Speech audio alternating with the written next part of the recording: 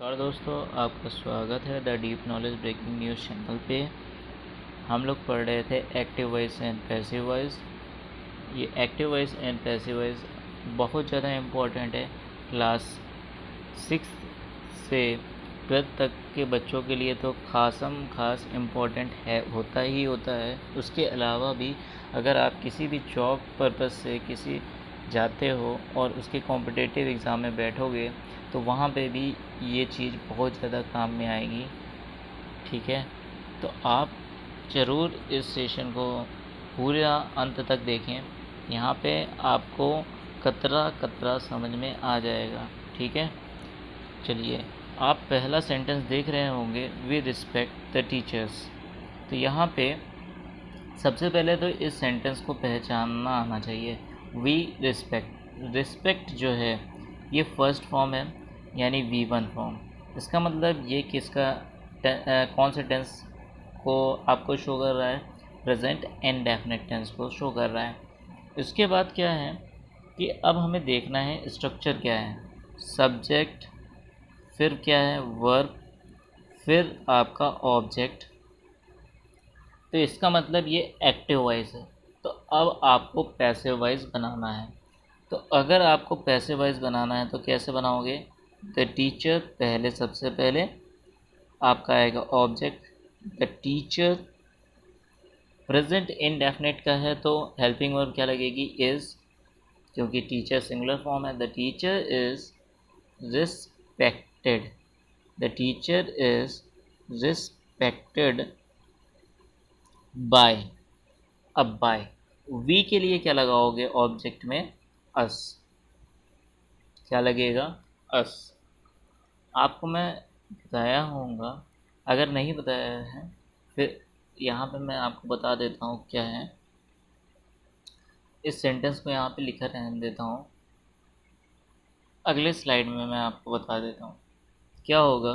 कि अगर आई है तो आई को मी ऑब्जेक्ट में आप क्या करोगे? आई का क्या हो जाएगा? मी। अगर वी है तो अस। अगर दे है तो देम। जो पुराने बच्चे होंगे वो जानते होंगे इस चीज़ को। ही का हिम और शी का हर। इस तरीके से हमारा चेंज होता है। उसके अलावा भी आते हैं बहुत सारे, जैसे नाउ। नाउ अगर लिखा है तो देन। टुडे लिखा हुआ है तो यहाँ पे क्या आता है? That day. इसके अलावा क्या है कि अगर आपके पास आ जाए टुमारो, टुमारो अगर आ जाए तो आ जाता है द नेक्स्ट डे। फिर अगर आपके पास आ जाए यस्टरडे, यस्टरडे अगर आ जाता है तो हो जाता है द प्रीवियस डे। क्या हो जाएगा? The previous day. इतना आपको ध्यान रखना है। उसके अलावा जो नए नए आएंगे वो मैं आपको बताता जाऊंगा। ठीक है, अब चलिए और वर्ड्स लेते हैं, जैसे the birds do not eat grains. तो यहाँ पे आप डू देख रहे हैं। यहाँ पे डू अगर आप देख रहे हैं तो आप कहोगे कि ये प्रेजेंट इंडेफिनिट का है। अगर प्रेजेंट इंडेफिनिट का है तो प्रेजेंट इंडेफिनिट में हेल्पिंग वर्ब क्या लगेगी? इज़, एम या आर। तो अब देखते हैं आर लगता है कि इज़ लगता है। तो ऑब्जेक्ट हमारा क्या है? ग्रेन्स। सबसे पहले आ जाएगा ग्रेन्स,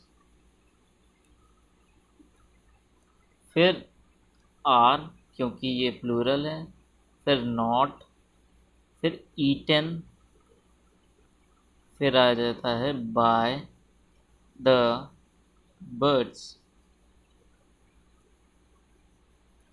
तो cranes are not eaten by the birds.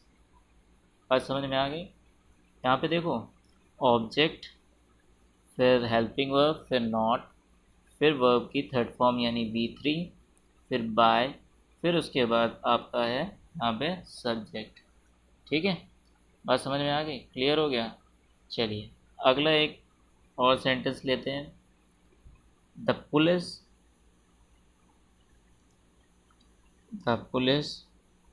caught the thief। The police caught the thief। तो यहाँ पे क्या हो जाएगा? The police. अच्छा, वर्ब हमने देखी तो ये क्या है? V2 फॉर्म है, और V2 फॉर्म कहाँ पे होती है? पास्ट इंडेफिनिट में।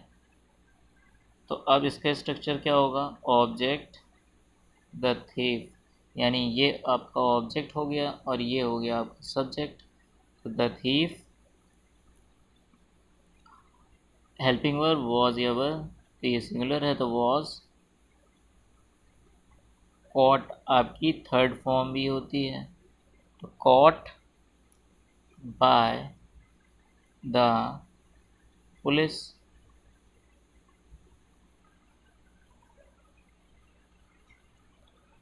यहाँ पे मैं आपको बता दूँ, मैं आपको इन रूल्स के विषय में अपनी पहली वीडियोस में बता चुका हूँ। आप उन वीडियोस को ज़रूर देखना ताकि आपको ये रूल्स पता चल जाए। अगर आपको एक बार रूल्स पता चल गए तो इन सवालों को यानी इन एक्टिव से पैसे बनाने में आपको दिक्कत नहीं आने वाली है। यहाँ पे ऑब्जेक्ट आ गया, ऑब्जेक्ट के बाद HV आता है हमारा, फिर MV3 आता है, फिर बाय आता है, फिर उसके बाद आता है सब्जेक्ट। ठीक है, तो हमारा स्ट्रक्चर फॉलो हो रहा है, इसलिए ये एक्टिव से पैसिव हो चुका है। अब अगले क्वेश्चन पे आओ। तो ही डिड नॉट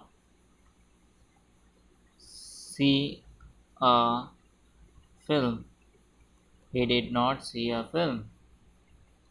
तो अब फिल्म पहले आएगा, फिर सिंगुलर है और अच्छा डेड लगा हुआ है तो पास्ट टेंस हो जाएगा। तो was not see saw seen by him.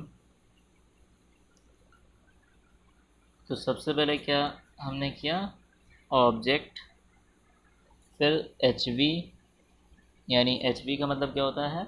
Helping verb, फिर नॉट, फिर यहाँ पे मेन वर्ब में V3, फिर बाय, फिर क्या आ गया? ऑब्जेक्ट। तो ही को मैंने क्या लिख दिया है ऑब्जेक्ट में? एम। ठीक, अब अगला देखो। I shall eat a mango. I shall eat a mango. तो अ मैंगो ऑब्जेक्ट है, तो सबसे पहले आएगा mango. Will be eaten, eat की third form eaten, by I का me. A mango will be eaten by me. तो यहाँ पे देखो कैसे स्ट्रक्चर आया। सबसे पहले ऑब्जेक्ट, फिर विल बी, फिर वर्ब की थर्ड फॉर्म, फिर बाय, फिर मी, यानी सब्जेक्ट। तो हमारा स्ट्रक्चर फॉलो कर रहा है, तो इसका मतलब हमारा आंसर क्या है? सही है। अगले पे आओ। अब इसमें क्या है? विल शुदा read the paper.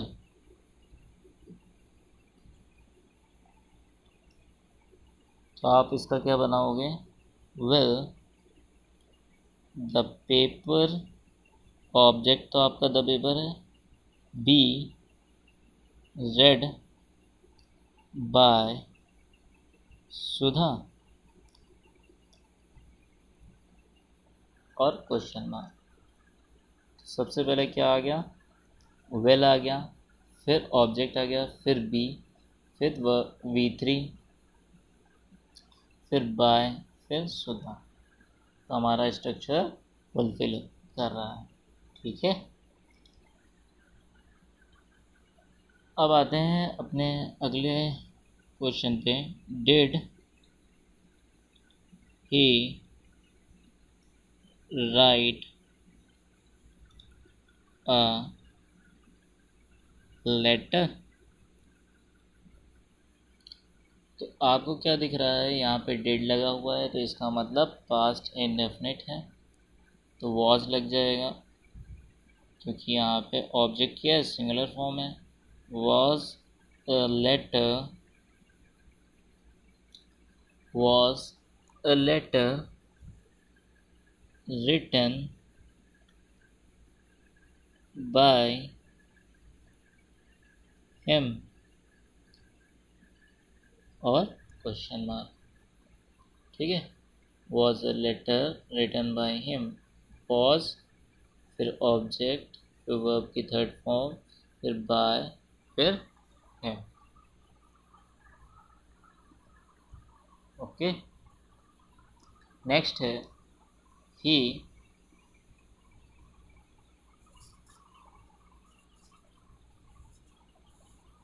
burnt his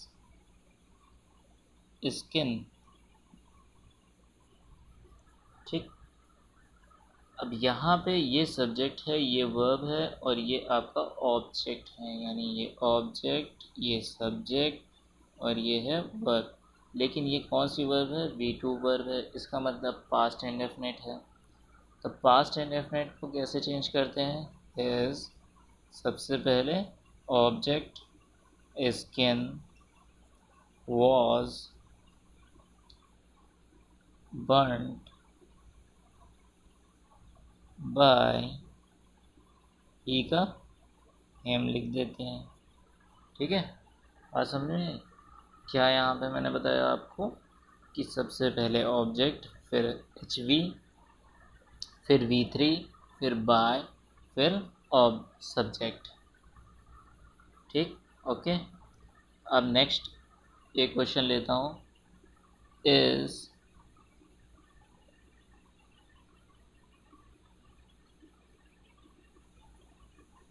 C praised by you। अब देखो, इस क्वेश्चन को ज़रा ध्यान से समझना, इस वीडियो को पॉज करना, उसके बाद खुद करके देखना। ठीक है, फिर जो मैं समझाने जा रहा हूँ उसको ध्यान देना।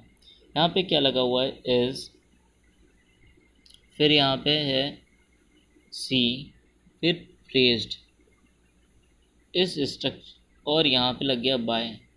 अगर बाय आपने देखा तो ये पैसिव फॉर्म हो गई। फिर उसके बाद अगर आपको स्ट्रक्चर याद होगा पैसिव फॉर्म में ये किस स्ट्रक्चर को शो करता है, तो आप आसानी से समझ जाओगे कि ये एक प्रेजेंट इंडेफिनिट को शो कर रहा है। ठीक है, तो यहाँ पे ये हो जाएगा ऑब्जेक्ट, ये हो जाएगा HV, और ये हो जाएगा V3 और बाय, और यहाँ पे ये हो जाएगा सब्जेक्ट। तो इस तरीके के सेंटेंस को कैसे बदलोगे, तो आपको पता होगा कि डू या डस का इस्तेमाल करते हैं। यू लगा हुआ है तो डू का इस्तेमाल करोगे, do you praise, first form आती है यानी V1। शी का क्या हो जाएगा, हर, डू यू प्रेज हर। अब देखो मैंने क्वेश्चन को बदल दिया है यहाँ पे, यहाँ से मैंने, ये था आपका पैसिव वॉइस और इसको आपने बदला है एक्टिव वॉइस में। तो ये भी आ सकता है आपके पेपर में कि पैसिव वॉइस से एक्टिव वॉइस में बदलना। ठीक है, और क्वेश्चन देखो देता हूँ जहाँ पे आपको इस तरीके के क्वेश्चन मिलते हैं, जैसे she was not beaten she was not beaten by Ram she was not beaten by Ram। तो यहाँ पे ये आपका ऑब्जेक्ट है, ये एच वी है, के नॉट है और ये V3 है। अब बाय लग गया तो इसका मतलब पैसिव वॉइस है और ये आपका सब्जेक्ट है। तो राम, अब देखो यहाँ पे हेल्पिंग वर्ब वॉज नॉट, अगर स्ट्रक्चर याद होगा तो ये आपको पता होगा कि पैसिव वॉइस में ये तब बनता था जब पास्ट इंडेफिनिट होता था। तो पास्ट इंडेफिनिट के एक्टिव का स्ट्रक्चर क्या था? डिड, सब्जेक्ट के बाद डिड नॉट, वर्ब की फर्स्ट फॉर्म और ऑब्जेक्ट। ऑब्जेक्ट सी लिखा हुआ है तो यहाँ पे क्या हो जाएगा? हर। तो Ram did not beat her. ठीक है, बात समझ में आई? एक और देखो, अवर पेरेंट्स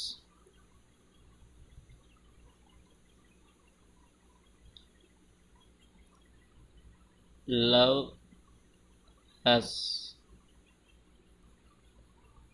तो क्या हो जाएगा इसका? अस का क्या होता है?